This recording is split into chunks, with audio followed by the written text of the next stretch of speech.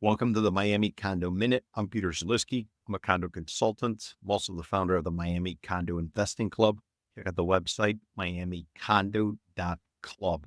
If you give me a minute, I'll give you some valuable information about the South Florida condo market. What are we talking about today? We're talking about the top 5 storylines related to the Miami condo market in 2024. I'm going to go from number 1 to number 5 in terms of my ranking, what I thought the top 5 storylines were in 2024 related to the Miami condo market. Point number 1, overvalued condos. A lot of you out there might own condos and you're thinking that what you have is extremely valuable because 1,000 people a day are moving to Florida. Miami and South Florida is a gateway to Latin America. This is a global city. It's a world city. We have a tremendous amount of tourism. We're integral to international trade.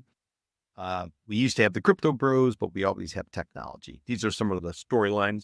They're always here as to why condo prices are properly or appropriately priced. However, if you go forward and you take a look at what condos are trading for, and you take a look at what rents are from an investor perspective, they're completely out of whack. What's a real simple back of the napkin way to sort of approach this? Use the 1% rule. The 1% rule says that whatever the purchase price is of a property, you need to be receiving about 1% in monthly rent. For example, if you pay $100,000 for a condo, you need to get about $1,000 a month in rent.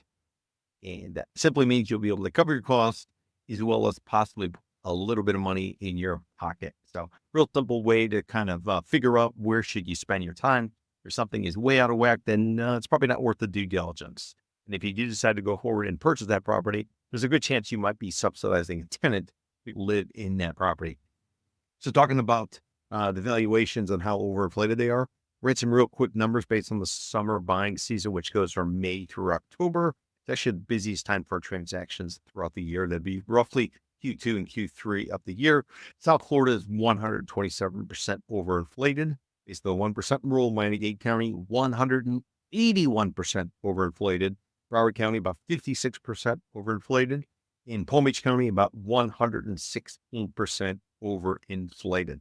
So overvaluations were the critical element of what was going on in 2024. And I would argue that's what contributed to point number 2.